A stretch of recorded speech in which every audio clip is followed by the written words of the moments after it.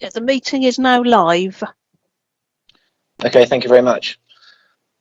Again, good morning, everybody, and welcome to this morning's Health and Wellbeing Board meeting. I'm having some technical issues here myself, unfortunately, but hopefully everyone else is okay. My name is Councillor Jason Fazackley. I'm Cabinet Member for Health, Wellbeing and Social Care, and also Joint Chair of the Health and Wellbeing Board, and I'm chairing today's meeting. Members of the public are invited to view the meeting, and there's been the opportunity of written representations to be submitted. Can I ask members to keep their microphones on mute and to only to turn these on when they wish to speak? If we're going to use the chat function, can members please note to indicate their name to speak and no other comments? And you can access chat from the horizontal menu bar. Right click to bring it up and not the icon on the left hand side. Can I ask everyone taking part to confirm they are present? What I'll do is I'll go through the list that I have it. I'll ask if you're present. If you can just confirm, and I'll carry on. I'm already aware of some apologies. Okay, so the list that I have here, can I ask first of all, Dr. Linda Coley? Hi, I'm Dr. Linda Coley, Clinical Leader for Health and Care Portsmouth and Joint Chair of this board. Thank you. I'm next on the list, so I'm obviously here. Councillor Vernon Jackson? Sorry, it's Susie here. He might be hot-footing it. We've just been at another meeting that's run over a bit, so he's probably on his way over. Okay, thank you, Susie. You're next, so Councillor Susie Horton? I'm here. Thank you. Thank you. Councillor Lewis Gosling? Morning. Thank you, Lewis. Councillor Kirsty Mellor? Good morning, everybody. I'm here. Camera off today. I've got a poorly Leo, so apologies for that. Okay, thanks, Kirsty. Councillor Jeanette Smith? Morning, everyone. I'm present. Thanks, Jeanette. Joe York? Joe, are you there? She's likely to be a few minutes late because she's running late from a meeting that's just finished as well, Chair. She'll be joining us shortly. Okay. Maggie McIsaac?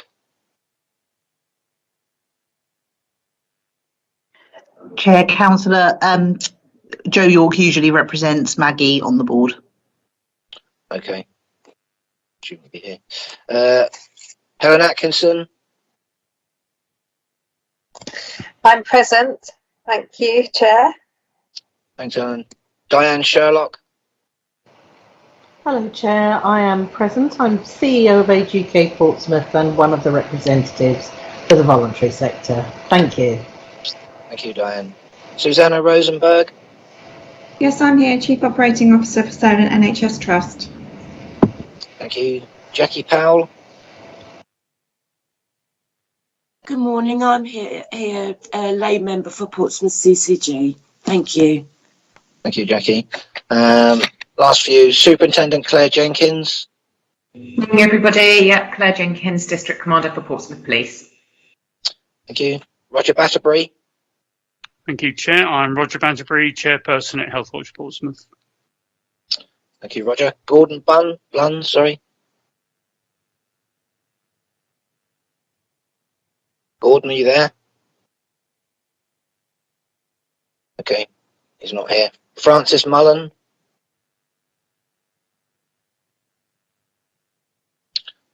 Okay, that's all. Have I missed anybody? I'm here, Chair. Oh, Dave, yes, you're down. Councillor Ashmore, yeah, you're down for an item later on, so you're not actually one of the board members, but no, okay, thank you for being present. Here anyway. Okay, and obviously Anna Martin, our Democratic Services Officer, is here too. David Hughley, the Chair of the Portsmouth Adult Safeguarding Board. Okay, thank you. Make sure you're added. Morning, Jason. Andy Biddle. Andy, thank you, Andy. Could not miss you. Hi there, Hayley Barrington. I'm representing Sarah Beattie for the Probation Service. Thank you. And Kelly Nash from the Strategy Unit. Good morning. Okay, I think that's everybody. Thank you very much. If we can move on to declarations of interest. Does anybody have an interest they wish to declare? Can I also say, you may need to shout out to me because this phone that I have here is only showing me a limited amount of screen. So if I miss anybody, just jump in. Sorry again, this is not ideal. Any interest? None that I can see. Okay, so item 3, which is minutes of the previous meeting. We need to ensure this is a correct record of the meeting held on the 22nd of September this year. Are there any comments, first of all? Nope. Okay. Do I have a proposer for the minutes? Jason, I'll propose it. It's Roger Banterbury from Health Watch. Thank you, Roger. So, Roger, we have as a proposer. Do I have a seconder? I can second. Jeanette. Thank you, Jeanette. Okay, the recommendation has been proposed and seconded. I'll now take the vote by affirmation of the meeting as permitted within the regulations. If there's no dissent, the proposal is passed. Are there any objections to the recommendation? Nope, nobody. Okay. The minutes of the previous meeting have therefore been agreed and approved. Matters arising. Does anybody have any matters arising from the last minutes? I'm not aware of any, but nope. Okay, there are none from anybody. Before we start the main business on the agenda, I'm aware there's a lot happening in the wider health community, and it will be of interest to members of the board. So I'd ask Joe York and Andy Biddle to give a brief update on developments and invite any other colleagues to comment if they so wish. So, as not sure if Joe's here yet, Andy, you obviously are here. Can I pass over to you to start? Thank you. Yes, of course. Thank you, Jason. So this was an update, and happy for other colleagues involved to chip in, really. And I see Joe's there as well. Morning, Joe. So what we're going to do is a brief update to talk about the current pressure in the Portsmouth and South East Hampshire system, which, as you know, is the collection of health and care agencies and other partners clustered around the acute footprint for Queen Alexandra Hospital. We've had a focus for some little while now, probably I think the middle of October onwards, or the beginning of October, middle of October onwards, around the number of ambulances being held at the trust due to the difficulty with being able to safely transfer patients from ambulances into the care of the trust. And that's linked very strongly to the occupancy within the trust, which runs at the moment usually well above 95% occupancy. The Portsmouth and South East Hampshire system, in this case comprising the Hampshire and Portsmouth councils, Solent and Southern community trusts, CCGs, Hampshire and Isle of Wight, Hampshire and Isle of Wight CCG and Portsmouth CCG, and our colleagues at Portsmouth Hospitals Trust have worked together on a plan which has been submitted through to NHS England to start to make inroads into that number of ambulance holds. And try and manage down and completely eradicate ambulances being held at the trust. Obviously, that's been of great concern in terms of from our SCAS colleagues being able to respond to fresh calls in the community if they're queuing at the hospital. So what I was going to do very briefly was just outline the plan for people and ask others to jump in if they wanted to give any more detail from that. It focuses on 5 main areas. The principle is to think about preventing unnecessary admissions and conveyance to the hospital by ambulance, to look at the processes that go on between the front and back of the hospital doors, and then to consider what more can be done to manage safe discharge. So those are the 3 principles the plan's founded on. And the points of the actions within that, to create a new emergency care centre within QA in the emergency department, to design to see people who walk into the emergency department and seek treatment that way.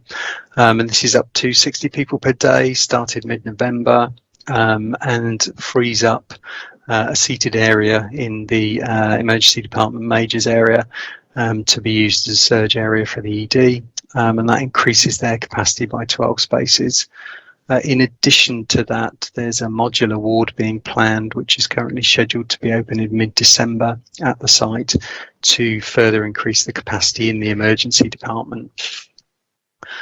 Part of the efforts to work on processes within QA was to look at an initiative called Same Day Emergency Care, SDEC, also linked to a medical village concept, whereby people are seen and treated on the same day that they're presenting to the hospital and therefore don't have to be admitted, still working on that admission avoidance principle and ensuring that there's the right clinical expertise within that unit to be able to, or within that concept rather, to be able to make rapid decisions on turning people around if they need alternative resources or giving them the treatment they need so that they don't need to be admitted. In addition, there's a team called the High Impact Team, the HIT, and they're a multidisciplinary team based at the emergency department with a comprehensive knowledge of community resources. So as people come into the department, if there are other options for them, they can be diverted out of the department back to those options if they need care and support or healthcare and support access. And again, impacting on admission avoidance to keep the footprint in the hospital down. There's also the facility for an increased use of the clinical assessment service, so that people can be seen by a GP if they're at risk of conveyance to the hospital, and to assure a clinical assessment before that conveyance, and increasing the access for GP appointments to the 111 service, and the appointments at the Unscheduled Treatment Centre at St Mary's, again as an alternative to directing people to the emergency department.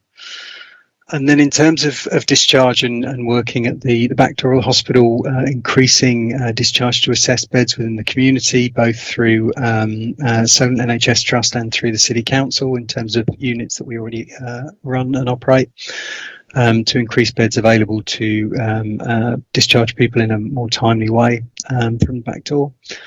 But also to look at the facilities that we have in the community, particularly for Portsmouth. That's the rehab and reablement team, to increase their spaces so that they can see more people and pull more people out of the hospital. That also includes thinking about the therapy provision that we have in the community, and seeking increased domiciliary care. As you know, there are issues with recruiting domiciliary care at the moment, but we're trying to work with all of the providers that we know to try and increase that care availability, again in pursuit of a timely discharge from the back door. That's a broad run through and a quick run through of the plans as they've been framed currently. We do know there continue to be risks within the Portsmouth and South East Hants system, and they are risks that are national, in that we are seeing an increased use of emergency departments. We are seeing difficulties in recruiting staff into both health and social care. We know that we're coming into the winter period where it won't just be a COVID impact this year because of the increased mixing of people. We will see the occurrence of more regular diseases such as influenza, which has an effect on NHS capacity. And we are still, of course, dealing with the COVID-19 pandemic. The difference between this and last winter in terms of COVID is the rate of vaccination within the community that has decreased the severity of COVID for the vast majority of people. But there are still a number of beds that are occupied in QA and in most of our major hospitals by people, excuse me, needing healthcare because they have COVID, or by people who've been admitted for other reasons and then contract COVID whilst they're in the hospital. Joe, that's a very brief run through. I don't know if you wanted to add anything else. No, I think you covered all of that extremely well, Andy, and just shows how closely we are all working together, and apologies for being late. So no, I think I'll wait unless people have got questions and can perhaps pick up any specific details people want in the questions, if that's helpful. Thank you. Thank you, Joe and Andy. Can I ask anyone got any questions they'd like to bring to either Joe or Andy after that presentation? Jacqueline, I have a few first of all. Yeah, first was to say a huge thank you to everybody who's working so hard on this, because I can see it and you can hear it. And I really value that, actually. One of the things I read in one of the reports is about hourly sprints, and I wasn't sure what that meant and how that's part of the package. The hourly sprints tend to be sort of an internal improvement improvement program within the trust. So it's a short-term, sharp way of making those changes, and to run a sprint which helps them to improve processes in quite a quick way. So it's something the trust have used for a while to really just help staff create some of that space and capacity to make some improvements.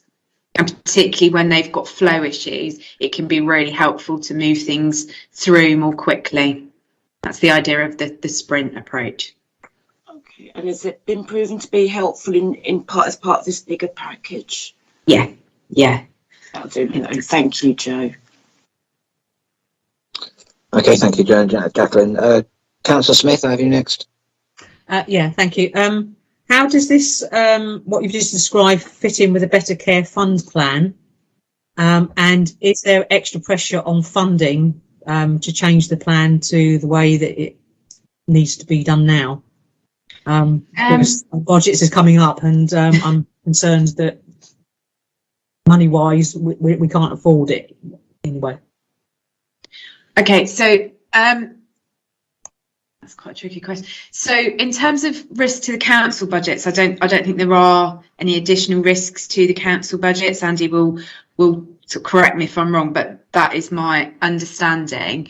The Better Care Fund has always been about trying to reduce admissions to hospital and to enable early supported discharge and to reduce admissions to long-term care institutions like care homes. So it's absolutely focused on these issues. I think what's helpful is a lot of our work through the Better Care Fund and the way we operate, particularly in the city, means that we have those joint services and that joint approach to funding, which means we can flex. So one example of that is our long-term plan around the South Sea unit, and to create that as an integrated discharge to assess unit through sort of consolidating other sites and through the intention to close the Jubilee House site to consolidate on that service on the South Sea. That's our long-term plan anyway. What we're seeing is that, and that was from April next year, subject to all the approvals, what we're seeing actually, because we've got that long-term plan in place, we can actually enact that more quickly and recruit the staff to, increase, to go up to the 40 beds in South Sea unit in advance of that long-term plan. And Solent are keeping capacity at Jubilee. So we've created that additional capacity. Again, we can use the Better Care Fund and the NHS investment to support the council with that.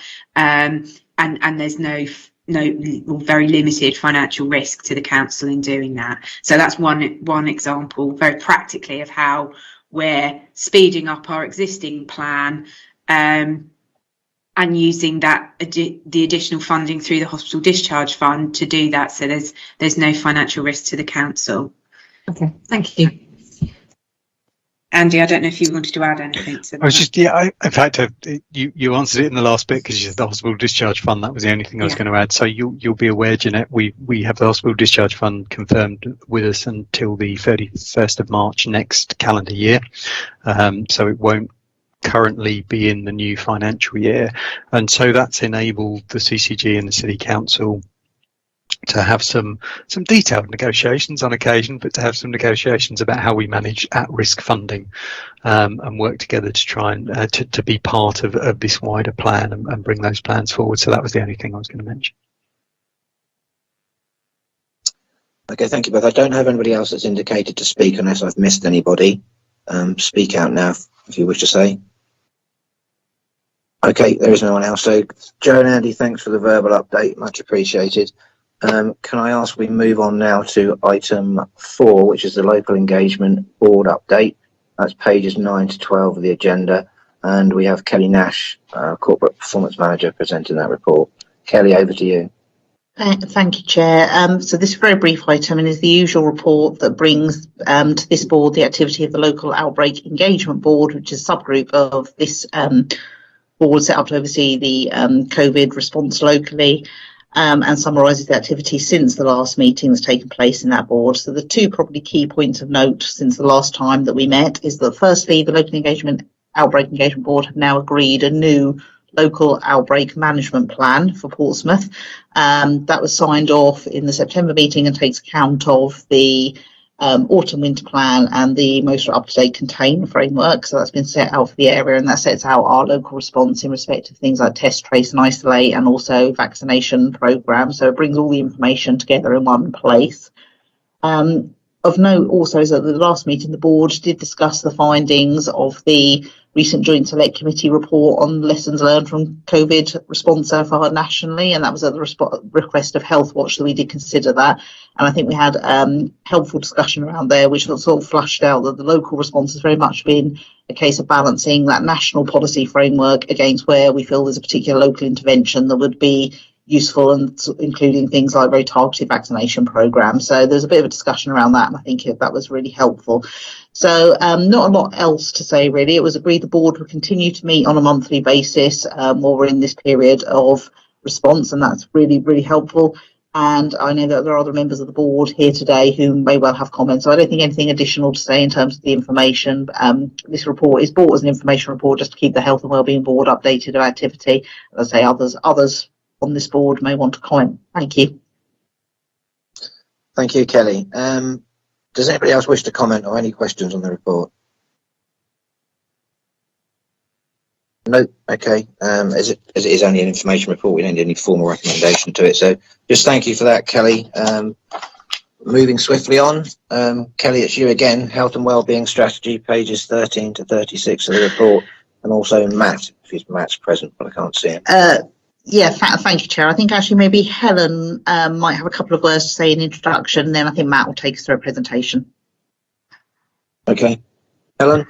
Thank you, Kelly. So the board will be very, very familiar with the work that has been underway to refresh the health and wellbeing strategy. So Matt's going to take us through a short presentation, really setting out. You've got the document, had a chance to have a look at it, but really what we're asking for today is for the board we're really seeking agreement from that board to progress to the wider consultation on the strategy with the objective of completing the refreshed strategy in February 2022. So there's a few asks of the board there, which are to agree the content of the document, which can then move on to consultation.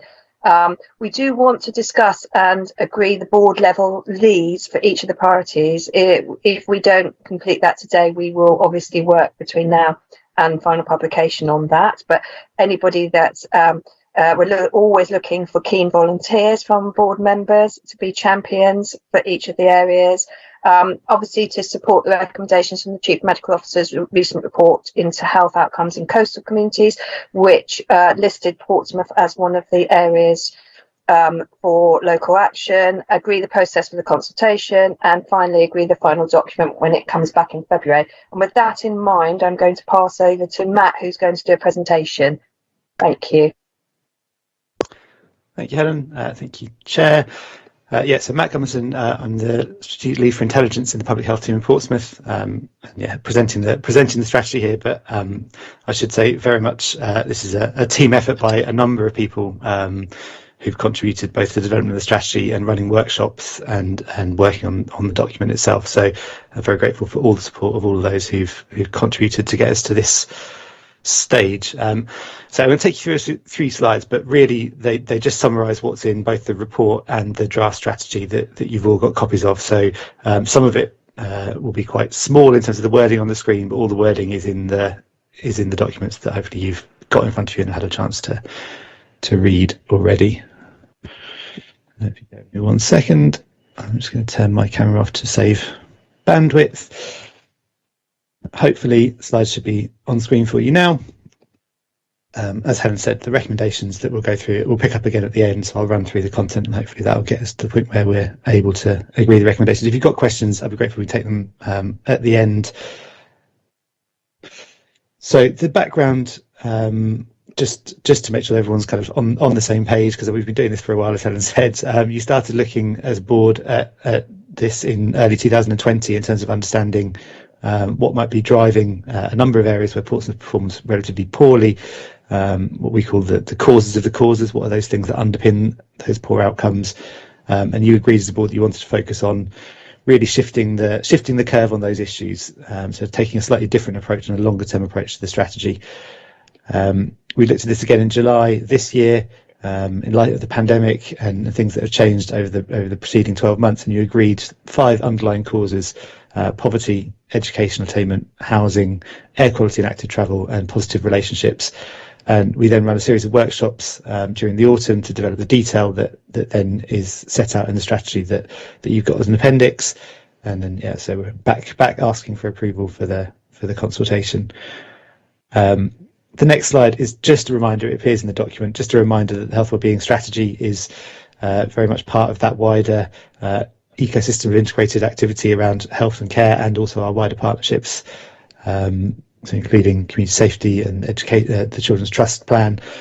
It's a key part of that process, but our aim is not to duplicate work that's already happening elsewhere in the system, but to really think about where, as a board, you can add value to that work by driving through key system-wide changes over that longer term. Now, pressures of time in getting the report ready from the workshops meant we weren't able to share the a kind of worked up version of the strategy, so you've just got the Word document there, but I can assure you that Mark Maguire and the council and his team have done a fantastic job of turning that into a proper looking strategy. I've just grabbed a couple of screenshots of it just to share on the screen now, just to give you a flavour and assure you that work has happened. It's all the content as per the Word document, but just with a bit more work to make it visually appealing and readable for the wider public. So that the version that will appear online once you've approved it, subject to any changes you make today, will look something like what you can see on screen now. So section 4.5 of the report highlights a number of cross-cutting themes that emerged through the workshops.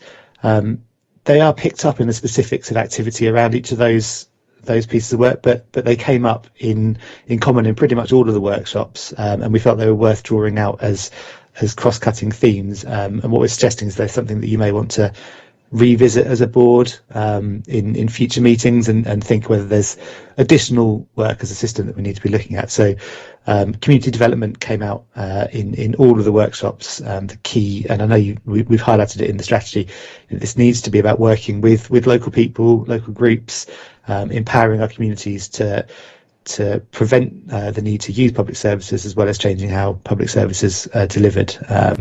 That commitment that's embodied in the Hive Portsmouth, that was so essential during the COVID-19 response, really needs to be something that we build on in all of our activity in delivering the strategy. Likewise, issues around equality and diversity that were again highlighted during the impact of the pandemic on different communities and various other social movements and changes that have happened or been brought to the fore over recent years, and really just highlighting that deprivation is just one of the persistent inequalities that impact people's ability to fulfil their potential. So again, we need that to be something that we address through all of our priorities. And the last one around that link between sustainability, climate change and health. Again, I think we'll recognise that the pandemic has been a huge challenge. The climate crisis is likely to be a huge challenge for us as systems going forward, and we need to take the learning from the pandemic and use that to really think about how we can shift to being more resilient as a system in everything that we do. So those three were we felt sufficiently important to be worth drawing out to the board's attention, and I think something that we might want to look at as a board in the future in a bit more depth. The next 5 slides then take us through each of the priorities. I'm not going to go through them in detail. You've all got the strategy in front of you, and everything that's on screen here is in the priorities in that strategy. But it was really just to reiterate that this is what's been developed through the workshops. We had around about 100 stakeholders attended the workshops, representing a broad cross-section of partners and organisations in the city, and really came up with some rich content to shape this. And as before, when we presented this to you, there's a kind of section at the start explaining why it's an issue, why we need to address it at a systemic level in order to improve outcomes across a range of measures. There's some highlighting some key short-term activity in each area that will be the focus. Reference to the related partnerships and plans that are already there in the city. But what we're really looking at for is that kind of commitment at the board level to thinking about the things that you can do or influence, use your kind of power as anchor institutions in the city to make a difference on. So the first one, tackling poverty, the key thing I think that came out is that if we had that shared commitment across all local public services around helping people to escape poverty and mitigate the effects of poverty, one way in which we can collectively do that is by continuing to provide, enhancing how we provide good quality employment that tackles in-work poverty. So if every employee that we can influence in the city had received a real living wage, had security and sufficient working hours to meet their needs, the ability to work flexibly to support those with additional needs or responsibilities, and opportunities to progress into and through work, that can make, and already does make, but could make more of a huge difference to the influence of poverty in the city. So that's the kind of thing where we think as a board, we'd be looking for you to provide that leadership, and when we get a strategic lead at board level, they'd coordinate the kind of an annual report to the board, which they'd look for all partners to contribute to say how we're working towards meeting that goal. So it's not about kind of a tick box of saying have we hit X or Y target. It's about understanding what we can all do and how we can make those kind of changes that will drive improvements in levels of poverty in the city that will therefore over the longer term improve health and wellbeing outcomes. Second one, education attainment. Again, the strategy highlights the work that's already going on in the city, the ongoing challenges that are faced, and then some areas where we think further work and attention could add value. So it's around supporting schools to provide the best educational experiences and supporting children and families to get the most out of that learning, and some key ways around to do that, highlighting the importance of investing in the early years and supporting families in pregnancy and young children to get the best start, but also developing that citywide culture of aspiration and expectation, which is something that we think as system leaders you've all got a role to play in delivering.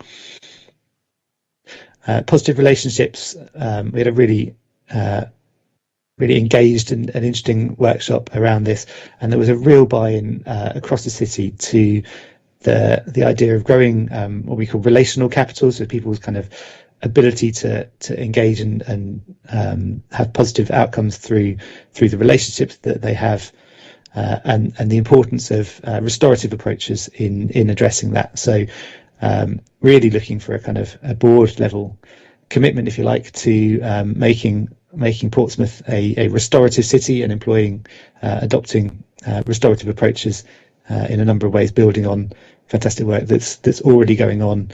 And then there's a number of kind of targeted programs that we're looking to work with, but also changing the culture, giving permission for staff to find the right solutions for clients, regardless of which agency they approach. That kind of no wrong door idea that I know is already being taken forward, but how we can embed that in all of our work.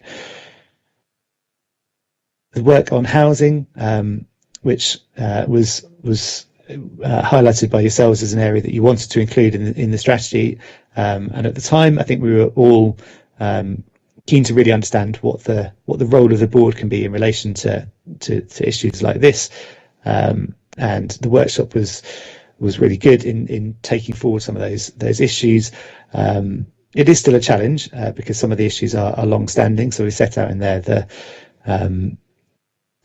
kind of fact that there's a significant proportion of the city's housing stock, for example, that's over 100 years old, and the challenges that lies, and there's where we can add value in that is limited, but also recognising that will continue to impact on health outcomes, not least with energy prices currently soaring and the potential for that to lead to high fuel bills, and then the kind of eat or heat dilemmas and impact that will have on people's health and well-being. So key areas focusing around continuing to support the homelessness and rough sleeping strategy, taking a accommodation first, not accommodation only approach. So that really is about saying that we need to not just get people off the streets, but provide them with the support they need in terms of developing plans that enable them to sustain housing and that will have a huge impact on health. Highlighted there, I mentioned earlier about inequalities not just being about deprivation, but thinking about specific communities.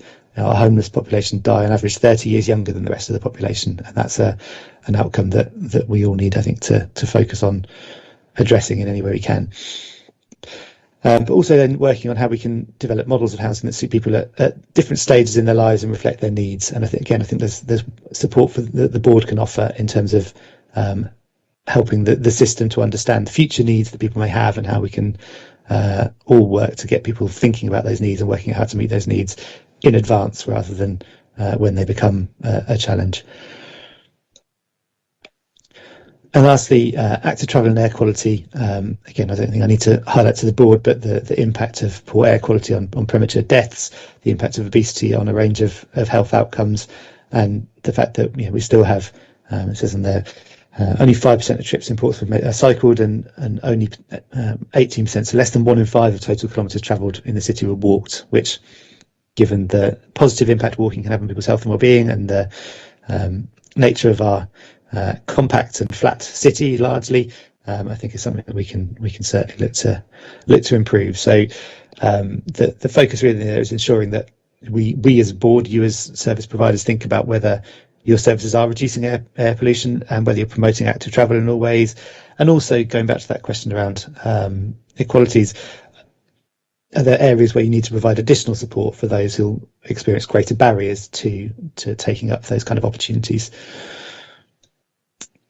That's a very quick run through the priorities, but I think we have rehearsed the issues with yourselves as a board a number of times, and people, as I have contributed to the workshops representing you and your agencies in developing these priorities. So I hope they're suitable and something that as a board you can get behind. The last section is around delivery, monitoring progress, and measuring success. And what we've talked about doing is recognising that these are complex issues. They're going to take longer term efforts. It's not about taking a kind of outcome measure and reporting every quarter or every year and saying, what directions are going in, because that really won't necessarily tell us that much. What we're looking to have is a combination of things. Firstly, as Helen said, a lead for each priority, a board level lead. There are operational leads for these that have led the workshops, but we want someone to be the board level sponsor really for this work. It's not about you being responsible for delivering the work. This requires work from all of us, but about providing the kind of focal point and leadership to bring something back to the board each year with support from officers in various agencies, explaining how we're addressing the issue and really challenging one another about whether we're doing all that we can on those, and thinking about, as I say, roles as anchor institutions.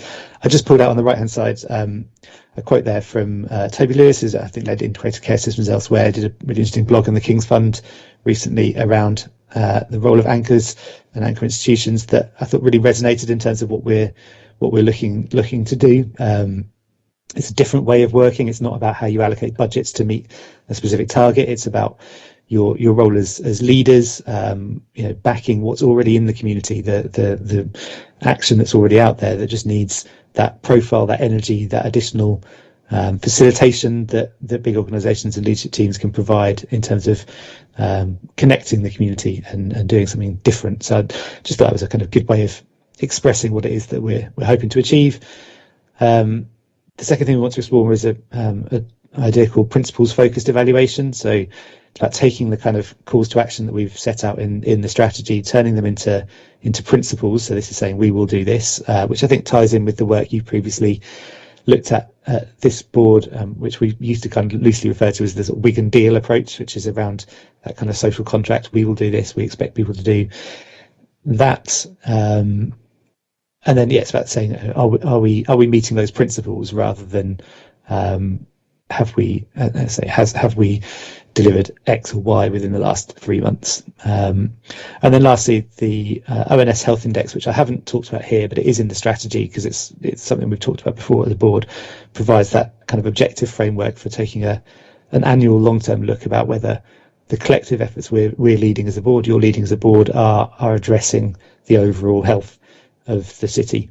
So we've got a baseline from pre-pandemic and an annual process for assessing whether it's making a measurable difference over time. But but it will require you as a board to hold your nerve, I guess, and recognise that you're setting out strategy for the next 5 to 10 years, and we need to stick with this work and not pick it up again in a year's time and decide to do something else if we're going to really make a measurable difference over time.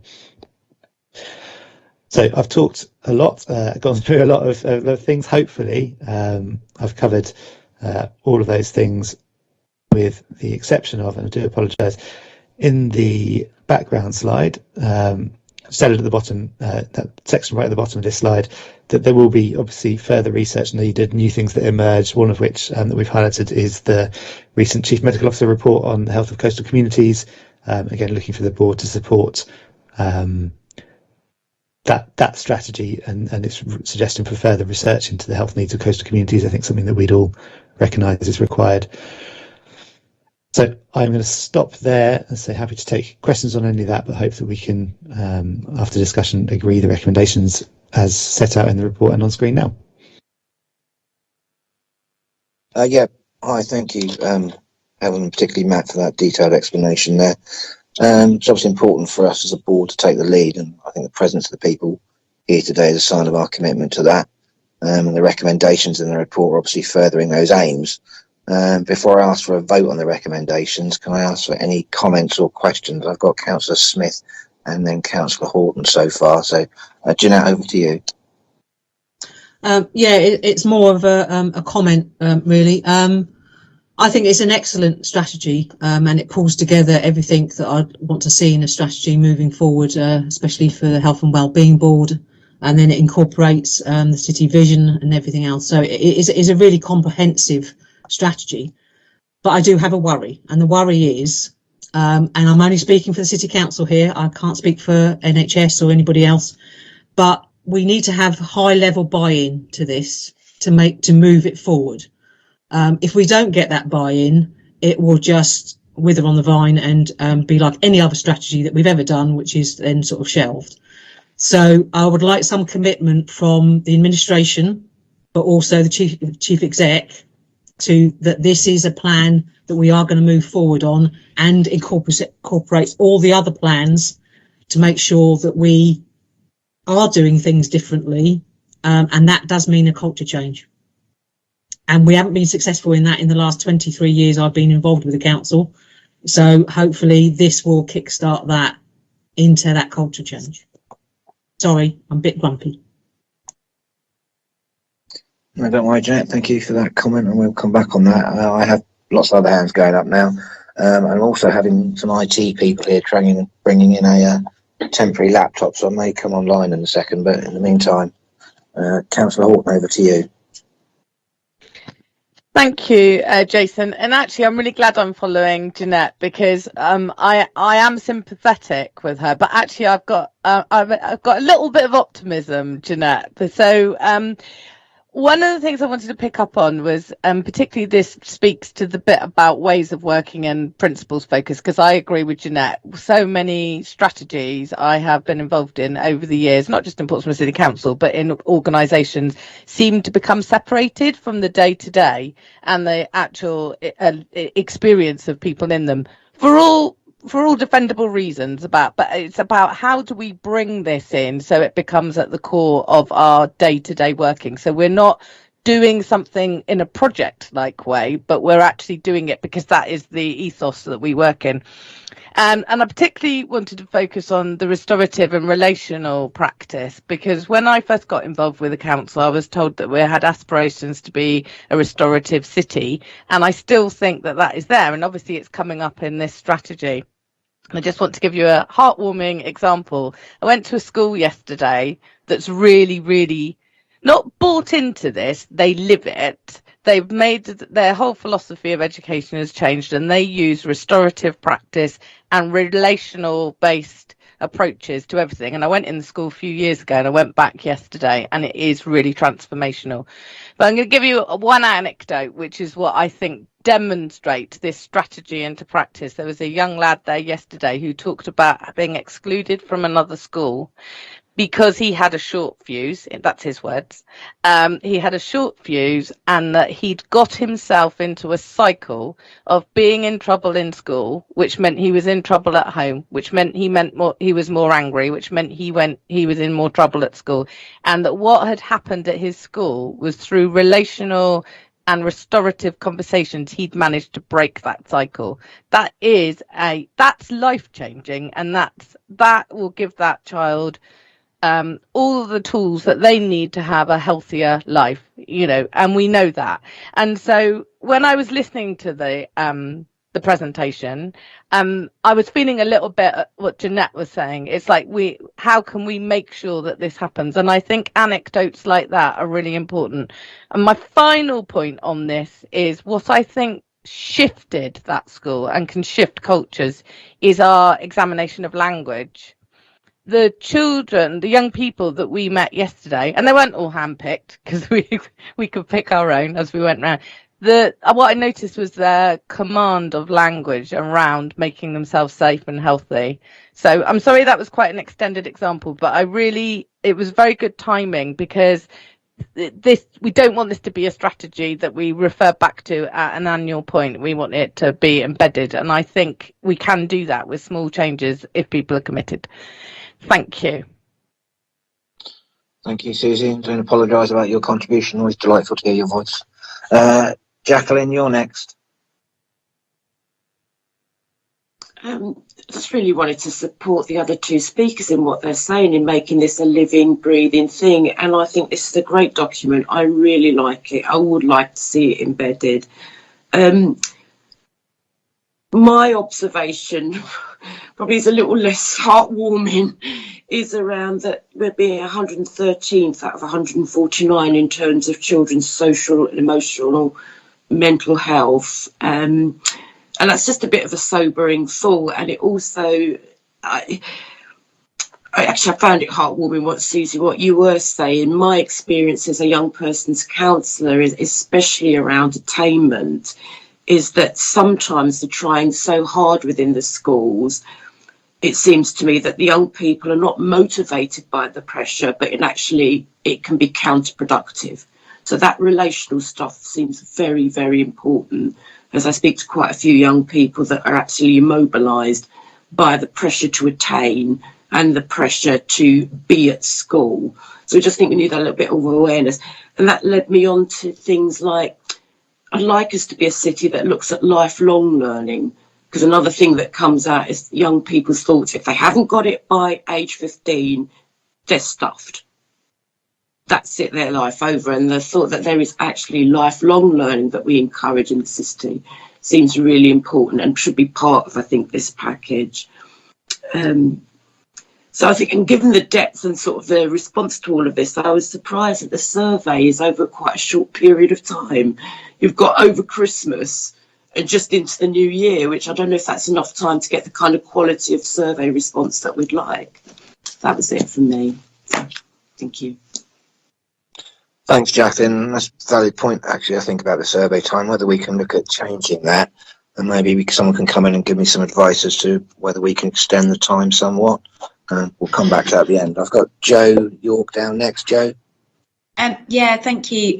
Really agree with, all the things the other speakers have said, and Councillor Horton saying around the children in schools and changing, living some of this and seeing that then bear fruit in the changes in individuals is so important, isn't it? And we have to, I think, hold on to that and recognise that it is more than just a strategy that sits on a shelf. It's about how we all operate in our roles and the difference we can have. And I'm very conscious that we haven't got as many of our NHS provider partners around the table today as we usually have.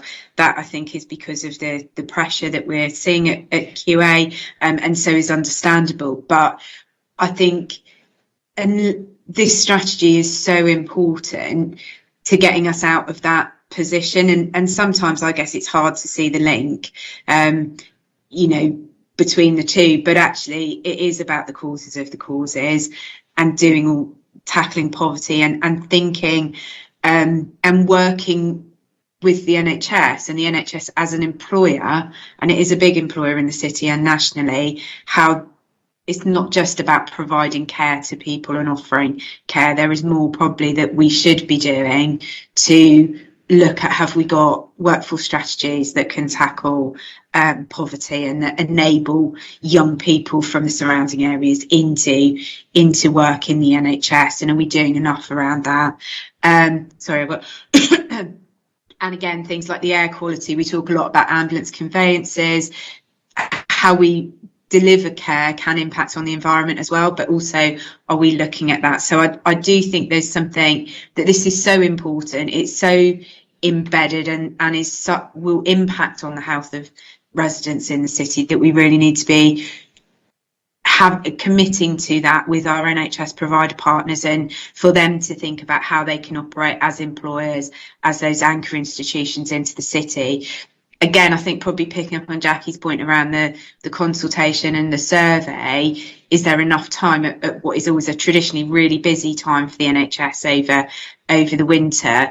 But I wonder if, as part of this consultation and again getting that buy-in, because they're not here today, that we use the Portsmouth Provider Partnership to again get them to think about how they can sign up to some of these things and sponsor it as part of the board, because they're not here today. So just thought that might be helpful, but and I'm really committed to supporting the board to have those conversations as well, if that would be helpful. That was helpful, Jan. Thanks for the enthusiasm over that. I have Matthew. Matthew, coming back about the survey, or are you coming back about another point? I was just going to answer specifically on that point, if that's helpful. Yes, by all means. So I think there's two things. Firstly, in terms of the public consultation around it, obviously we could extend it, but it would mean that we wouldn't be able to approve the health wellbeing strategy yourselves as a board, the final version, until June, when your next meeting after the February meeting would be. So it would leave quite a long gap before we then have the strategy in place. And we do work closely with our colleagues in the community engagement and insight teams at the council and take their advice. And I think if you extend the public consultation via the website by another month, it's not going to significantly change the numbers of responses that you get. I think the important thing, building on the discussions you've all already had, is this shouldn't be a strategy that sits on the shelf. There should be a kind of ongoing process of engagement where we're talking to communities, organisations about how we work together on these things. And to me, that's where we'll get the richer input, rather than an online consultation to a document, which is never, I don't think, always the best way to get people engaged in it. So it's the work that we do, as Joe was describing, with providers, with communities, to see how we do things differently, that I think is probably more important than how long they're able to respond to the online consultation would be my view. Just as an example, there's a restorative practice event in, I believe, the Guildhall. I think it's this week, actually. The public are invited to. That will be a great opportunity to engage people in discussions around the positive relationships priority, more so than responding to the document, which probably speaks more to people like us than to the wider public. Okay, well, thank you for your thoughts, Matt. Jacqueline, you raised the concern. Are you okay with that? Can you see the point behind it, or would you rather still seek whether members want an extension? Well, actually, Matt's kind of answered it, is the other mechanisms that we have to engage with people and making sure that's promoted out there. And I guess it's like, if we are going to do a survey, we may as well do a survey in full, if you see what I mean, rather than see it as like a tick box exercise. But if there are other ways of engagement and getting that feedback that feels far more meaningful, I'd rather hear about those, actually, if that's okay. Okay. So Fine, thank you. Yep. Unless I've missed anybody, I can't see anybody else on my screen. Is there anybody else that wishes to come back? Andy, is that you? Yeah, thanks, Chair. I wouldn't disagree with anything anyone said. I think the commitment piece is an interesting one, and I take the point about strategy sitting on the shelf and have many moons of experience of that as well.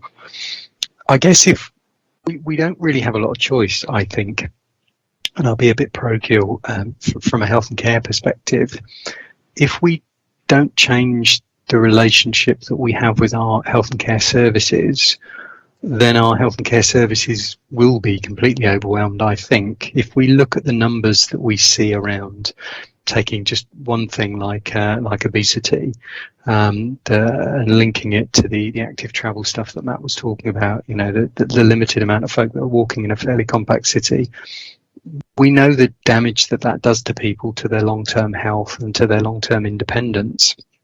And this is a document as it is currently, but is actually more of an approach and a concept that talks about engaging our city. And, you know, using our staff to engage our city. Most of our staff live in our city, are having a really clear understanding, using really clear and focused research about what we all need to do to take care of ourselves so that we're taking care of our future, and giving the right lessons in terms of a lifelong journey with our own health and care and our own responsibilities. And I think we'll be stuck in the loop that we're in currently, which is the overuse of acute services, unless we can get to the point where we can make this thing live, this thing come off the page. I think we've got a massive opportunity in terms of positives, because we've got a clear commitment at a city level from all sorts of organisations to work together, not least the health and care organisations. And we're trying to make sure that stays post ICS, so that we can support the ICS with a really positive model of working as a community, working at a sense of place.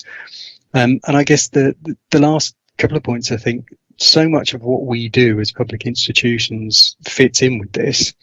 We are working for the public. We are trying to help people to help themselves. We're trying to improve people's lives and help them improve their lives. And so seeing the work that we do as part of this strategy, rather than necessarily this strategy being something else, I think is really helpful. And that links to communications, that links to sharing this in a really accessible way, not only with our citizens, but with the staff in all of our organisations, and having it as a clear aspiration. And those comms are really key, because if you can get 3 or 4 simple messages, people will hold on to them and they'll remember them. And that's a way of making sure that this isn't just a sort of pile of electronic words that sits on a virtual shelf. Just my thoughts. And welcome thoughts as well. They are, Andy. Thanks as always. Always value your Jason, contribution. I've been waving for some time. I didn't even know you were here, Gerald. Sorry. I have been right, here okay. since you announced my name at the beginning and said I was here. Oh, my apologies. Sorry. Now time flies. Anyway, sorry I missed you. Yes, the floor is yours, Gerald. Well, only to say I think I rather agree with Jeanette. In some ways, PCC is a deeply exasperating organisation that drives me and everybody else up the wall. But sometimes I have to step back, and sometimes I think I may be the wrong person to judge, because I'm so close to it that maybe I don't see the changes that have taken place, which I think are normally for the better. Thinking back 20 years. I think our relationship with the health service is completely different from what it was then, and significantly better. I think probably our relationships with schools now is very much better, even though academisation has mitigated against it. In some ways, we've managed to do very well in spite of government policy, not because of government policy. So I think there are bits that have worked better. The bit for me that worries me in the plan is around poverty, because there used to be the mantra that had at least a level of truth in it, that the way out of poverty for families was work, and I think that's increasingly untrue. That actually people can be working very, very, very hard and remain in real poverty, and that break, I think, is really worrying for the longer term, because it condemns people for never being able to escape. So that's that, and I'm not sure that we're able to do huge amounts about that. We can encourage higher wage employers to come into the city. We can encourage kids to get better educational attainment and exams so that they can get the better jobs. But overall, that's a macroeconomic thing driven by government, and we have little control over that. But if this is a good piece of work, and it would be very disappointing if it just sits on a shelf and it doesn't make a difference to people's lives. Thank you, Leader.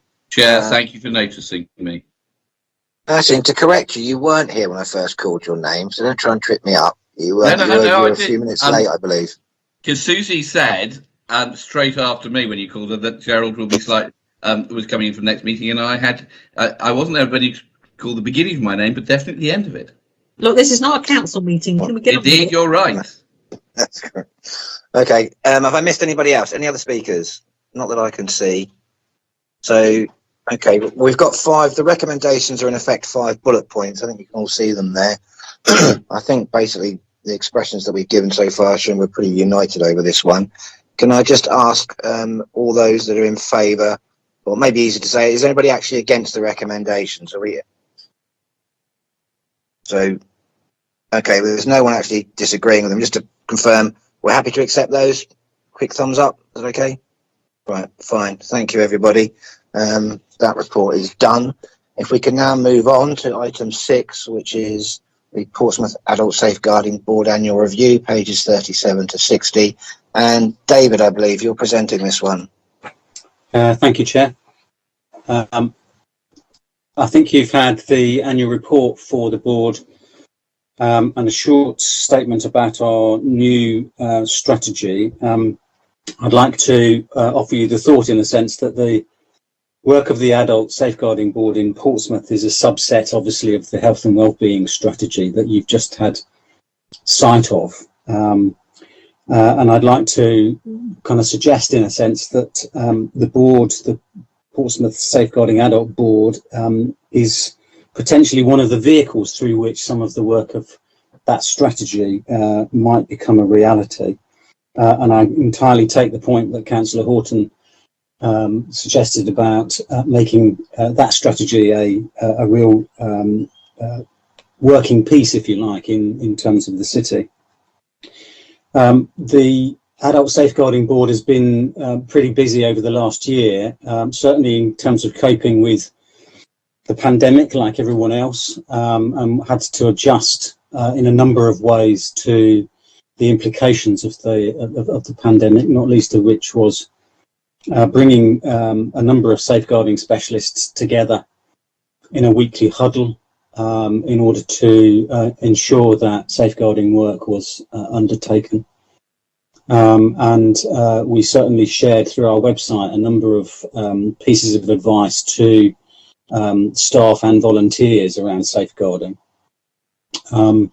In addition to all of that, we've been beavering away in promoting interprofessional working, and certainly promoting the idea of multi-agency risk assessment throughout the year.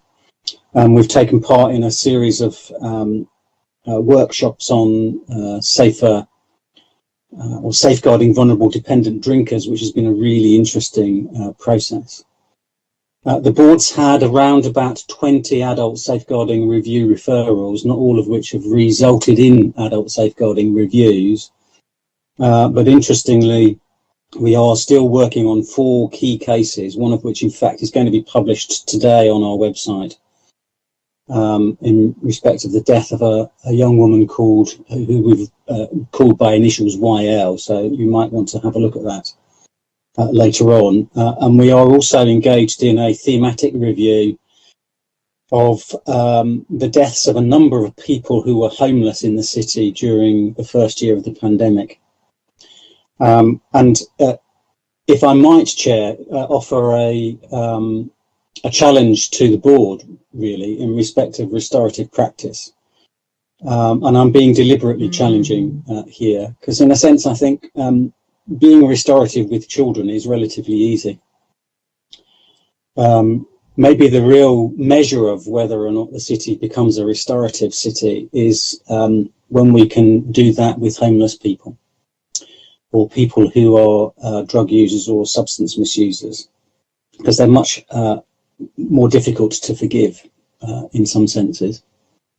I'd like to bring to you later on in the year the result of that homelessness deaths review, because I think it may well add some perspective on the strategy that you've just been thinking about in terms of health and wellbeing, because it really does hit at the heart of safeguarding. We've also been working on a new strategy, which I think you've got some papers about, or a short description of, and our working action plan. We're keen, I think, to engage in a number of activities around wider engagement with service users to do two things principally. One is to provide much better information for frontline practitioners to work together much more effectively.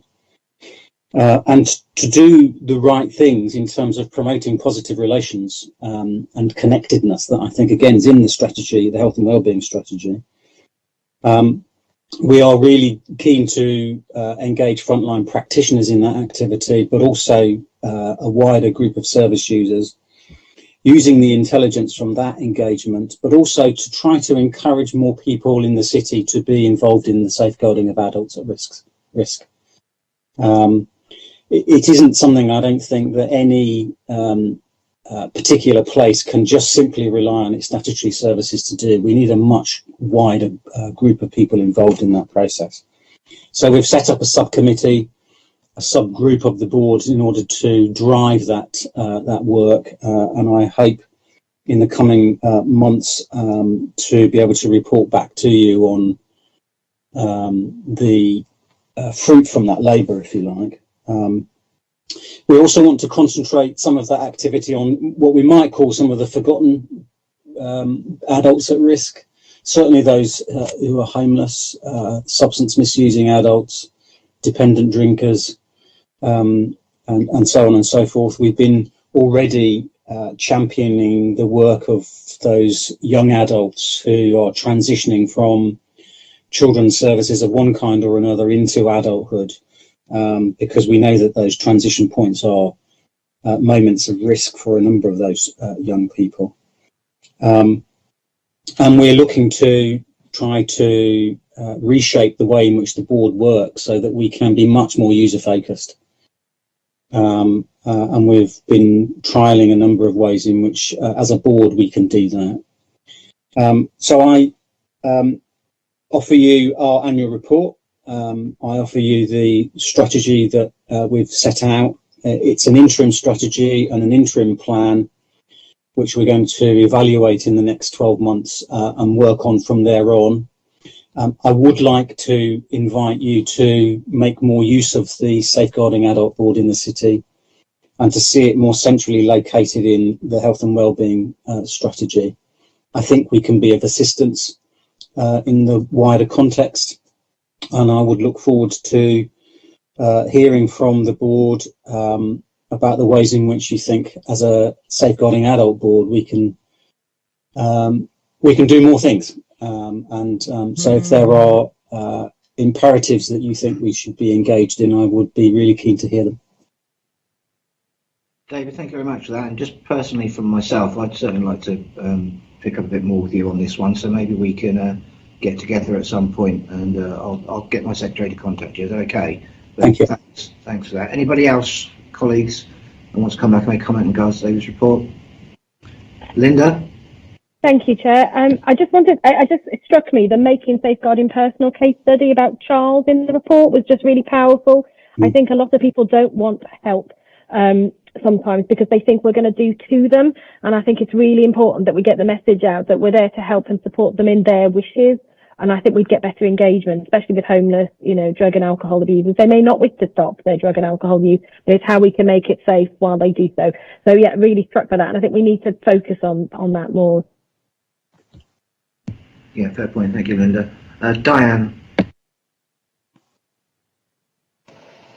Thank you, Chair. I just wanted to say thank you very much, David. I'm delighted to say, certainly from Age UK Portsmouth's perspective, and I know other voluntary sector colleagues have enjoyed over the last couple of years a really growing relationship with safeguarding, the interaction with training, with policy, with understanding your way of working, and the sharing that's been going on has been absolutely terrific.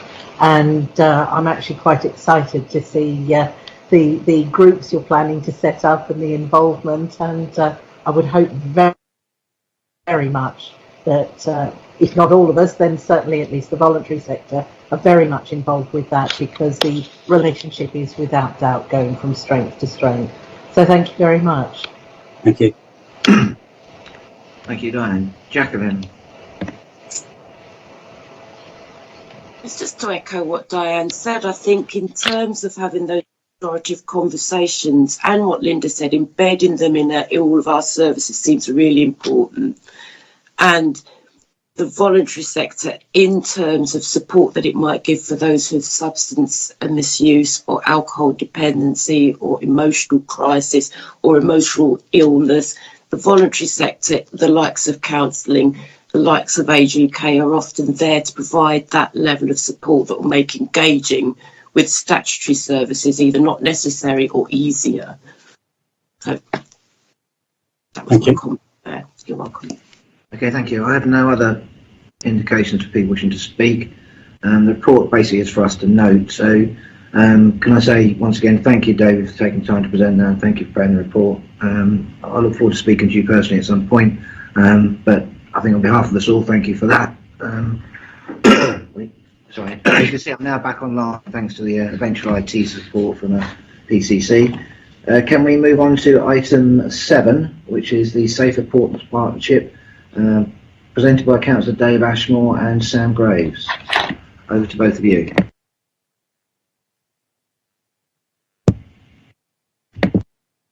Are you still here? There I am. Yeah. I don't know if you can see me at all. I'm having issues myself. Thanks, Chair. I was going to say, first of all, thanks to David Williams for providing the covering report, which sets out the recommendations here, and which was circulated to the partners with the papers. And it's important to understand, of course, that the Health and Wellbeing Board is the Community Safety Partnership, which is different in Portsmouth to other areas in Hampshire, and it fully integrates the community safety issues into what I believe, I liked what Matthew said earlier on the ecosystem, the local ecosystem is there. It's, makes it joined up. When it comes to community safety and things like that, of course, a lot of people you find in the criminal justice system are there because of a variety of reasons that weren't picked up before. It might be some mental health issue that went undiagnosed, or they were failed on that, or they were victims of crime themselves, or they've grown up in abusive households, etc. So it's very important we have that integration there. And the constitution of the board was amended in April 2019 to enable that to happen and for the board to take on the statutory duties of community safety partnership. So producing and approving this document is one of the most important. And there's 5 responsible authorities that come under the the Crime and Disorder Act 1998, which is the police, the council, health, probation, and the fire service. So they're all whom are represented on this board, and all whom are required to act together in active partnership. And address the evidence-based priorities set out in the report. So this is the first community safety planning cycle since the merger, since June 2019, and the priorities identified in this document informs the development of the community safety plan, which will come back to this board early next year, which also underpins the health and wellbeing strategy as discussed earlier in the agenda. And the document uses the data from the financial year 2020 to 21, and an update scan of key crime types will be undertaken just before the community safety plan is published in April 2022, and that'll make sure the priorities are accurate. So this document's a comprehensive one. It's full of useful statistics, and I recommend all partners to use it to guide decision making and resource allocation in the coming year. So without further ado, if I can hand over to Sam Graves, to go through the detail with you now. Thank you very much. Thank you very much, Councillor Ashmore. Thank you, Chair. I'm just going to put up on the, I'll put the slides up for you.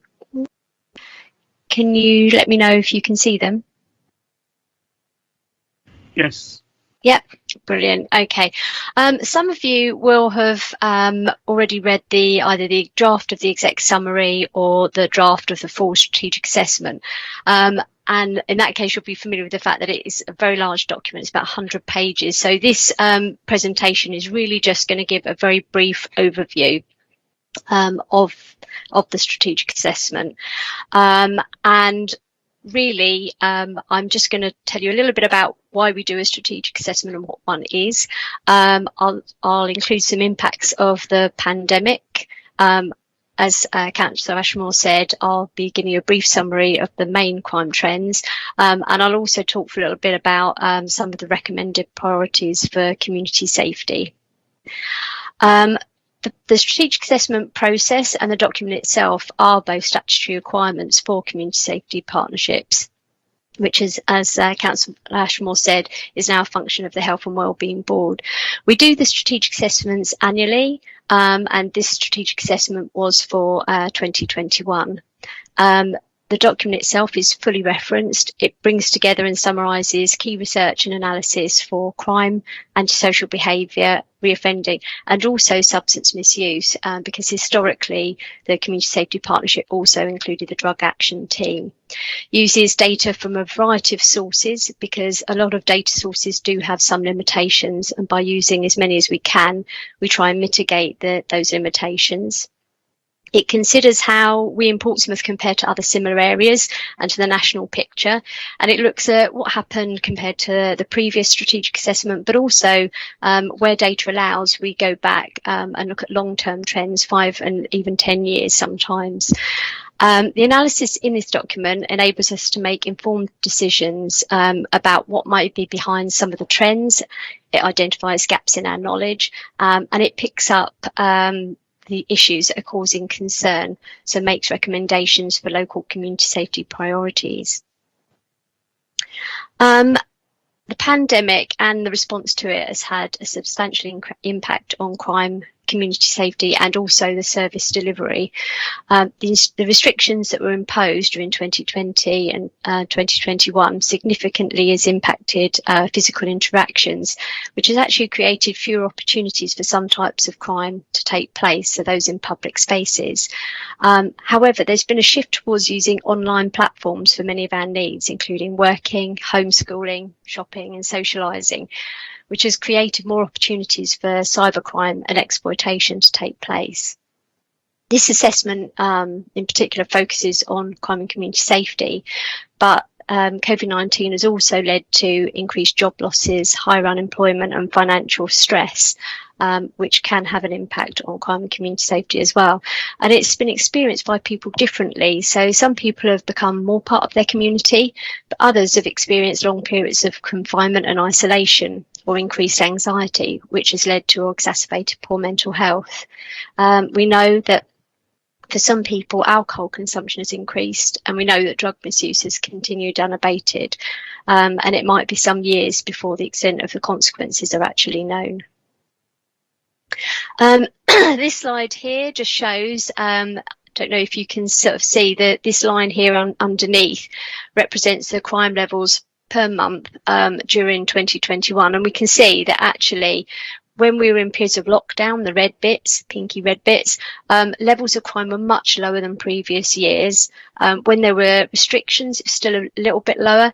And this period here, where there are no yellow or red bits, is the summer period where there were very few restrictions, and we can see that the crime levels have returned to normal.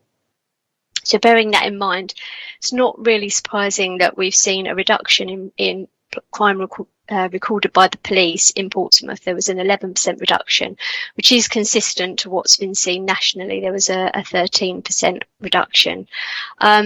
It's quite important to note for those of you who've read the report that the figures in the slide do differ slightly, because these are finalised figures from the Office of National Statistics, whereas the data in the draft report were provisional figures, which is why they're not public, and when it's been updated we will have a public version ready for that.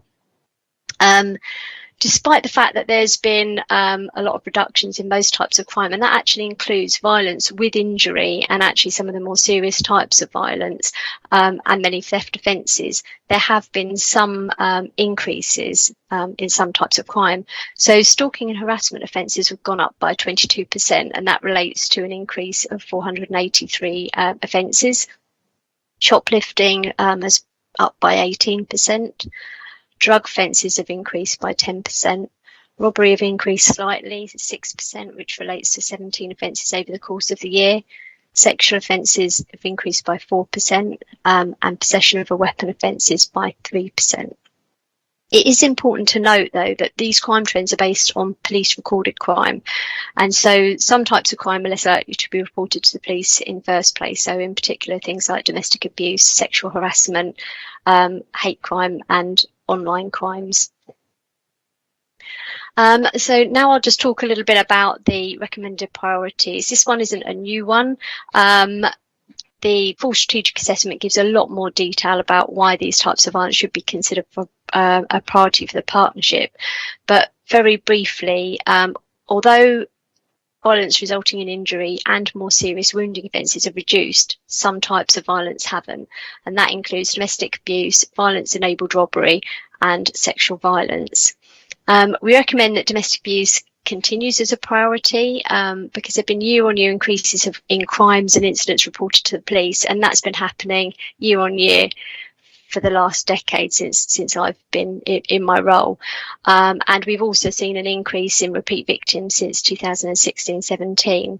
Domestic abuse accounts for 18% of crime and 42% of assaults. And for women are far more likely to be experience violence at the hands of someone they know very well. 63% of assaults against women were by partners, ex-partners or families, and only 11% by strangers. Most concerning, only 5% of domestic abuse crimes recorded by the police result in a successful court outcome, and this is down from approximately 11% in recent years. And this is due to a reduction in perpetrators being charged, but also cases being heard in court. With knife-enabled violence, overall knife-enabled violence has remained stable, and it is really important to know that although there has been a lot of media coverage about stabbings recently in Portsmouth, the police have done some recent analysis and found no actual increase in stabbings over the last 3 years. So overall, it's a crime type where there's potential for serious harm, but that doesn't always result in injury. But there has also been a 44% increase in knife-enabled robbery offences. So that was an additional 24 offences in 2021. And coupled with a slight increase in possession of a weapon offences and the potential for serious harm, knife-enabled violence should continue to be a priority for the partnership. The focus on sexual violence is recommended as a new sort of aspect to this priority, because in addition to the increases that we've seen since 1920, it's thought that sexual harassment and abuse is now so normalised, particularly for young women, that many of these crimes remain unreported. It's also a crime type that disproportionately affects young people. It's recommended that tackling drug-related harm is a continuing priority. The most recent local community safety survey in 2020 found that antisocial behaviour related to drug use was the most commonly reported antisocial behaviour type. So that's seeing people drug dealing, seeing people using drugs, or seeing drug litter. The proportion of the people reporting this type of antisocial behaviour to the survey increased substantially since 2016. So this is clearly something that's very concerning for our residents. Police intelligence has also suggested that county lines have adapted to the pandemic and that supply during the whole pandemic has been largely unaffected. And for those of you that have not really heard the term county lines, this refers to phone numbers being used in drug trafficking. And the intelligence included indication that there's been an increased use of online platforms to recruit and criminally exploit young people. Drug offences recorded by the police have also increased since last year. So it's important for the partnership to continue to invest and improve drug treatment so that we can reduce the demand for substances and thus reduce drug-related harm. It's recommended that early identification and interventions with young children and young people at risk of exploitation continues to be a priority. There's no single factor that can explain why some young people become a victim or a perpetrator of crime, but the more risk factors that are experienced and the fewer protective factors, the greater the risk there is of that young person becoming a victim or a perpetrator. We have seen encouraging reductions in overall youth offending, but there have been some small increases in some drug offences, and there was no reduction in robbery and possession of weapon offences despite all the restrictions that we've had over the pandemic. And going back to what I was saying earlier, there is concern that the increased use of online platforms, and particularly unsupervised access if parents have been home working and things like that, has resulted in more young people being vulnerable to exploitation. As previously mentioned, we know that young people are disproportionately the victims of sexual offences, but recent national research has indicated that this could be the tip of the iceberg. A recent Ofsted report found that sexual harassment and abuse was widespread in UK schools and colleges, and that girls and young women rarely reported it due to the worry that they wouldn't be believed or would be blamed, or that there would be repercussions from the perpetrator or their peers. So while we don't have local research, it is likely that the picture is similar in Portsmouth. We've been aware for some time that people with mental health issues are more likely to be victims of crime, and that there's also a complex relationship with being the perpetrator of crimes. And we've talked, I think somebody in a previous presentation mentioned about the relationship between poor mental health and using drug and alcohol, having drug or alcohol dependence, where if you use substances, this may lead to poor mental health, but equally, people may self-medicate if they're unable to get appropriate support. And we've noticed the data sort of showing that there's been sort of a more highlighting on this, where previously 50% of people accessing substance misuse services had mental health treatment needs. In 2021, 82% did. So that's quite a high proportion of people accessing substance misuse services. Sorry. So people have experienced the pandemic in different ways, but there's research to show that those who are already economically disadvantaged or those who had existing mental health problems were the most vulnerable to increased mental health problems. And there's other research showing that children and young people were found to have suffered increased levels of anxiety, but were often unable to access mental health care and support during the pandemic. And therefore, it's recommended as a new priority that improving accessibility and capacity of mental health provision for adults, children and young people becomes a new priority. The final recommended priority, and this is another new one, is to increase the awareness of cyber-related crime and how it affects our service users. So, I mean, over the last few years, there's been a gradual shift to taking daily activities online, with people doing their shopping online more and using social media. But the restrictions brought about by the pandemic have meant that even more people are shopping and socializing and things like that online, and people have been working from home online, children being homeschooled at various times during lockdowns, and often at the same time as the parents are working, so not able to provide that supervision. And so this has increased opportunities for criminals to access victims online. Reports of cybercrime have increased substantially during the pandemic on a national level, and it's thought that this is probably representing a displacement of some other crime types that were dependent on accessing public spaces. However, we know from previous community safety surveys that people often don't recognise some types of crime as crimes. Maybe they think that they're scams, but they're less likely to report them to agencies, possibly just reporting them to the bank if they've actually lost some money in that scam. So it's actually really important for partners to understand how this shift to online platforms is affecting the service users, especially since quite a number of services are actually providing some of their service online now too. So as we're asking the board to approve the new priorities, here are all the recommended priorities again, and the new bits are in red. So I'll just leave that up there for you for a second to have another look at them. And then if there's any questions, I'm happy to ask them. Also, I've got my email address up there, so if anybody wants to discuss anything after the session, the email address is on the slide. Okay. That's all from me. Thank you. Thank you very much, and also thank you, Councillor Ashmore. To bring anybody else that wants to make any comments, perhaps any of our police or fire service colleagues. I have Claire first of all. Claire, Thank you. And firstly, I'd just like to say a big thank you to Sam for the quality of the strategic assessment that she's pulled together. It is exceedingly detailed, and I think having just covered the agenda item around the health and wellbeing strategy, that the two couldn't be more aligned. And within the report, Sam has made many references to the causes of the causes within the strategic assessment. So the two really do fit together very well. I would reiterate everything that we talked about earlier in respect of how we do galvanise ourselves as a partnership across the systems, but really importantly with communities to start addressing those causes of the causes in a different way.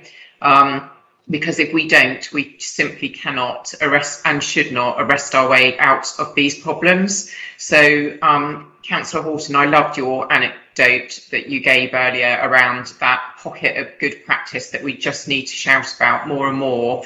But I just want to maybe give some clarity to a situation that we're currently dealing with as well, which we've got a partnership meeting about later on today, and this involves a series of street robberies which are taking place in and around Guildhall Walk and Charles Dickens and extending out to the broader city. And in amongst that group of children and young people, we have probably, I think, in excess of 40 children and young people identified now as being part of that group.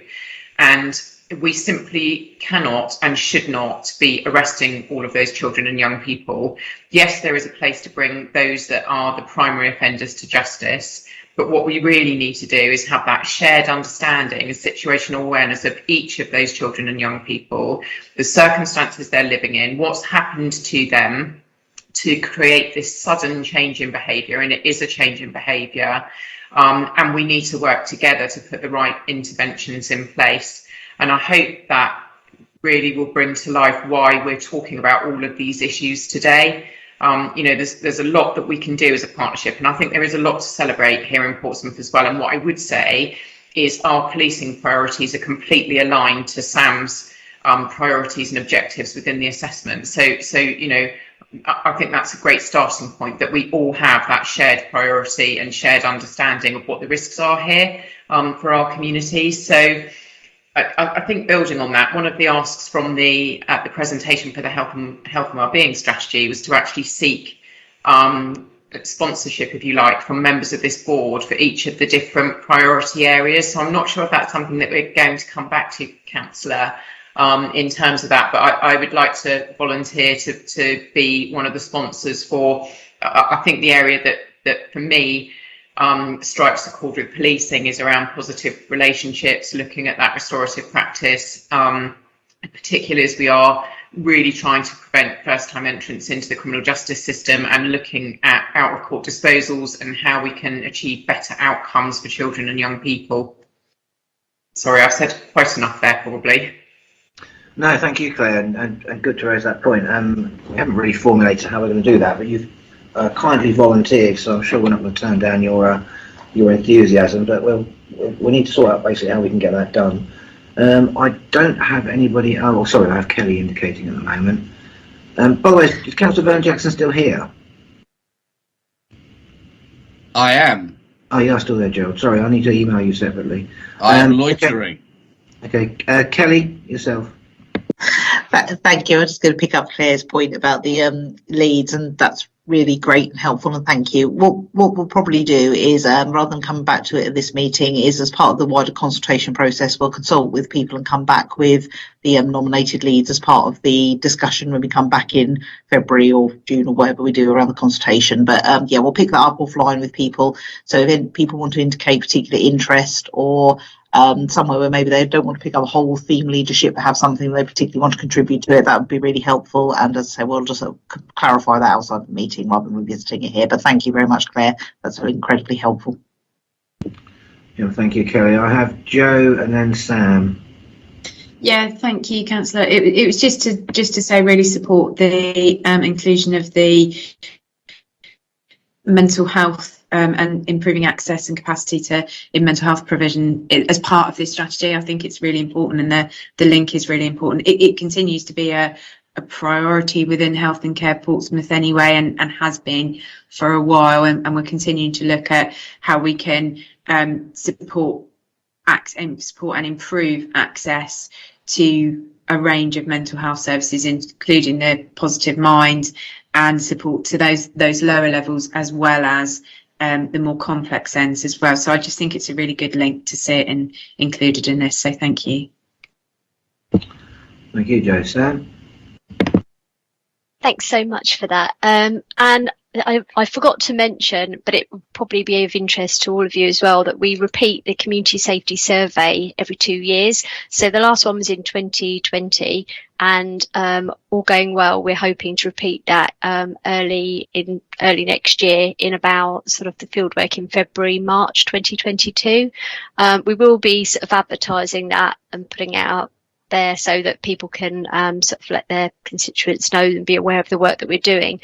But basically it involves, we train students up, they go out and they speak face to face with people in different locations around Portsmouth, and we usually aim to speak to around 1,000 residents to find out what their experiences are of crime and antisocial behaviour in their area. And it helps us get a better picture, because then we're not just relying on police recorded crime. We can also be aware of some of the stuff that doesn't maybe get reported in the first place. Okay. Thank you, Sam. Jacqueline?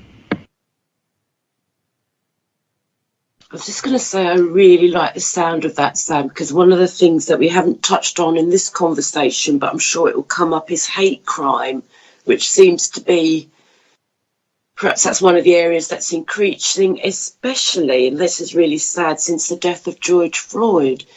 So it would be interesting to have those real conversations with people to bottom out what is happening there and what we can do as a system to try and understand and eradicate or minimise. So thank you.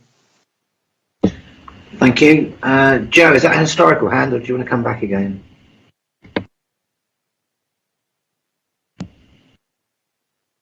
Jo, can you hear me? Yeah, no, sorry, mouse issues. Couldn't no. So I was historical hand. Sorry. Okay. One person left to speak. Matthew. Thank you, Joe. It's just to flag up. So I manage SAM now as part of our efforts to integrate our intelligence and analysis capacity within the council. But her role is funded by contributions to what was called the Safer Portsmouth Partnership pot, so from the responsible authorities for community safety. And those of you that contribute have contributed for a number of years, and that pot pays both for some targeted comms work, but also for the fantastic analysis that Sam produces in the community safety strategic assessment, and then the ongoing work around reporting against a number of key community safety priorities. So I just wanted to flag up that I will be in touch with you shortly, just to kind of review that process around that funding, hopefully secure your ongoing commitment to that work. And I think you can all see the value of the contribution that it does fund. But it'll be me rather than Lisa, probably, who's done it in the past, that contacts you very soon about getting the money for this year, and potentially even an inflationary increase or two. Okay, we have no one else has indicated they wanted to speak. I mean, thanks for everyone that has contributed. That was pretty useful, and I'm grateful for the enthusiasm that people have got to it. We have 4 physical recommendations under 2.1. I think, much like before, I'm not detecting much in the way of opposition to this. So, is there anybody opposed to us accepting the recommendations? Nope. Quick show of thumbs then, or hands, or waves. All in favour? Oh, that's carried. Thank you very much. Excellent stuff. Thanks, Sam. I was just thanks, Sam, for the presentation there. Thank you very much. Okay, thank you. Right, we now move on to our penultimate, which is preventing violent extremism strategy, and I have Rachel Roberts down to present that. Rachel.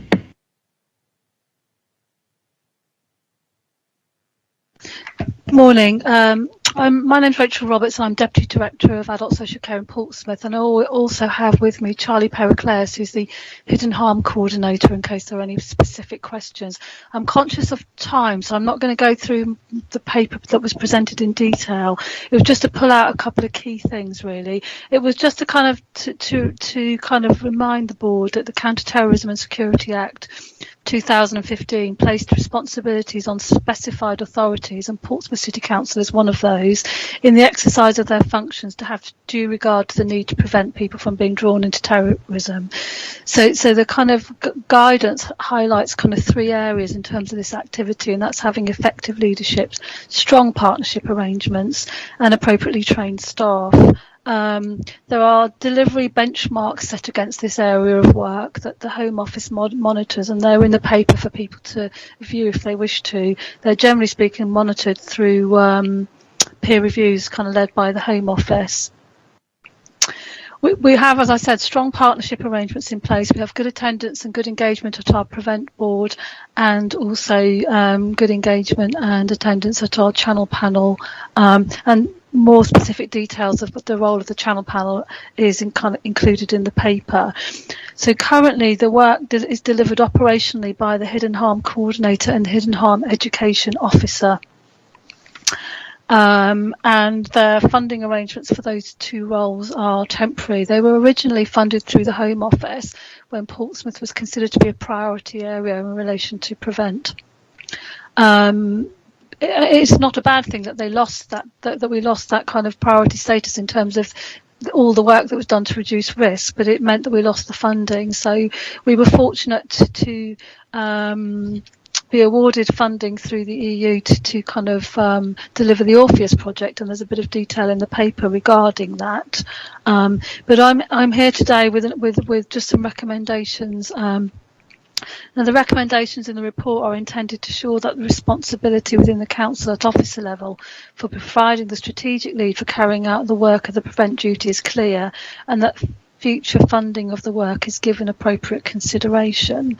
So those are the kind of key points that I wanted to just raise, and then the recommendations are relatively straightforward, and there has been discussion prior to this meeting between adults and children and the directors within the council in respect of adult social care taking on the strategic lead for the Prevent duty, which would include operational line management for the delivery, sitting with the deputy director, which would be myself. And secondly, noting that I would need to link very strongly with the Deputy Director of Education to ensure that the service continues to be responsive to the needs of schools and colleges and children and young people in general. And the third recommendation is noting the funding comes to an end in December 2022, so there's work is needed to kind of identify future funding, and it's just to make people aware of that. So I'll stop and take questions if there are any. Thank you, Rachel, and sorry, Charlie, for missing the fact you're also there as well. Any questions, any comments, anybody? There was no hands so far. Rachel, looks like that's got a sailing endorsement because no one's querying it. No. As you rightly say, we've some recommendations to make on that as well. Can I ask colleagues again, anybody opposed to the recommendations? Nope. Happy to support then? Show of hands. Okay, thank you. That was short and sweet, Rachel, and that flew through, so well done on that one. Well, that brings us now to the actual final item for today, which is Better Care Fund Plan, pages 81 to 100. Jo, this is for you. Yeah, thank you, Chair.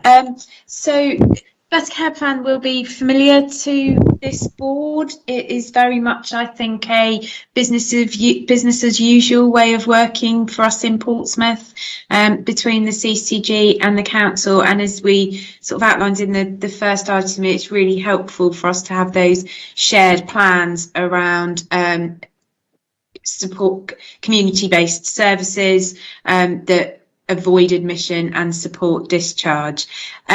We've been asked by NHS England to submit a plan for this year, for 21-22. This came out in about September, and we had to submit our updated plan, or a plan, by the 16th of November into NHS England. It's a bit of an odd time frame. The last time we did this, we did it from 2017 to, I think it was 2019, and then obviously there was a gap because of the pandemic.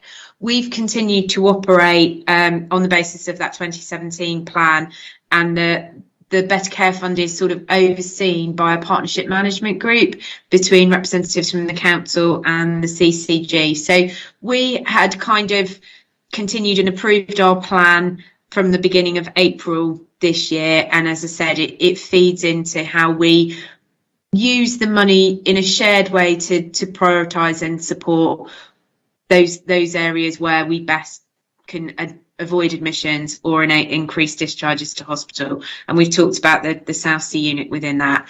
However, as I said, NHS England have asked us to submit our annual plan in November, which we have done. It updates sort of where we are and how we're using it, and it also there was also a requirement for some new national metrics as part of that Better Care Fund Section 75 agreement. Some of those national metrics are quite problematic in terms of collating and getting the data. We tend to use, they're slightly different from the data that we use on a day-to-day operational basis, and some of those new metrics, they haven't quite explained how they will be put through yet and how they'll be collated nationally. But I think the aim is to get a baseline as we move from CCGs into integrated care systems to see how those Better Care Funds are performing. As I say, for us, we exceed as a CCG and the local authority the national requirement for putting into our Better Care Funds. So we meet those targets anyway and exceed them. And as I say, for us, it's very much a business as usual. That open, transparent and shared alignment of funding is something we're looking to expand in the city as we move into the ICS to enable that continued focus of integration at place. So yeah, that's why it's here. And any comments, or that the board are asked to approve the plan and the integration that is underpinned by it, really. Thank you, Joe. Colleagues, any comments? Any points? Nope. Okay. Well, oh, sorry, Jacqueline. Sorry, I was late to put my hand up. I've probably got, I think all of us, a good sense of the amount of integration that there is between the CCG and the council, and actually across the board with other organisations.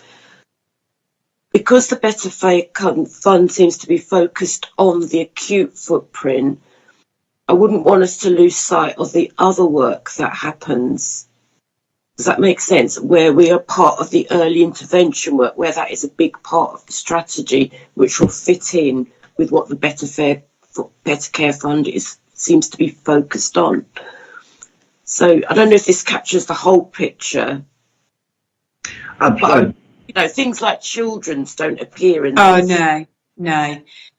no. So the Better Care Fund is quite explicit. There's quite as I say, it's quite restricted. Well, not restricted, but the way they monitor it nationally and requires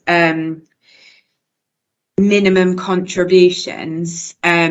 We, I think, have made a decision in some of the conversations we've had in the Joint Commissioning Board around leaving the BCF as it is in terms of those minimum contributions, which is very much focused on the community provision around admission, avoidance and discharge, but actually looking, and I think I came earlier, sort of probably maybe September, maybe July, around actually strengthening our overall integration between the CCG and the City Council with an overarching Section 75 framework, with then schedules that sit underneath that. So the BCF would be one schedule, and then there's a schedule for CHC which already exists. We have Health and Care Portsmouth commissioning team, which puts some members of our team under Section 75. Again, we're looking to strengthen that in an enabler, but also looking to see what we could have a schedule for children, possibly something around mental health and substance misuse, and also then around primary care and the public health grant. So this is just one sort of subsection really of the integration work between the CCG and the local authority. And as we say, we're doing that work now so that we strengthen the amount of aligned funding between the two organisations, so that we can really see really clearly how we spend the Portsmouth pound in relation to health and care in a single overarching framework, which is much simpler, hopefully, than as I've just described. We've got 3 Section 75s. They show bits of the picture, but not the whole piece. And I think I'm very happy to bring that schedule back, the framework back at a point to the Health and Wellbeing Board, if that would be helpful, so people could see it. And that will, I think, show the broader health outcomes that we aim to achieve across the board. Does that answer your question, Jackie, and provide a bit more context on the wider work? Yeah, and it's the context that I was really interested in, and I would find it incredibly helpful to see this within the wider context, because otherwise I fear that we're always going to be channeled along the AED, A&E route when there's so much of that preventative work that we're also looking at. I totally agree, Jackie. And actually, when we were looking at doing this work and increasing the funding between the two organisations that we put together, one option was to use the BCF, the Better Care Fund, as the framework for that. But actually, it doesn't really work. It doesn't really lend itself because of the national conditions. So that's why we've decided to have an overarching framework, and this would be one of a number of schedules within it, so you can see the specifics, but you also get that total picture of spend. Thank you. That's really helpful, Joe. Thank you. Yeah, thank you, Joe. You clarified that far better than I could have done. Do we have anybody else? As the time ticks towards 12 o'clock, we have no one else. So just in regards to the recommendations, again, as detailed by Joe, they're at 2.1 in the report. Happy to approve the recommendations, colleagues? Yes, happy to approve them. Thank you, Gerald. Anybody against? Nope. Okay, fine. Right, fine. Let me just move on to dates of the next meeting. The next meeting is scheduled for Wednesday, the 9th of February at 10 o'clock, which, if you recall, we agreed at the last meeting. There being no other business, can I just thank everybody that's attended today, and for those people that gave a presentation, a double thank you, and see you all on Wednesday, the 9th of February. Thank you very much, everybody. And sorry for my IT problems earlier on. Bye-bye. Thanks very much. Thank you. I'll close the live stream. Thanks, everyone. Cheers then. Bye-bye. Thanks all. Bye.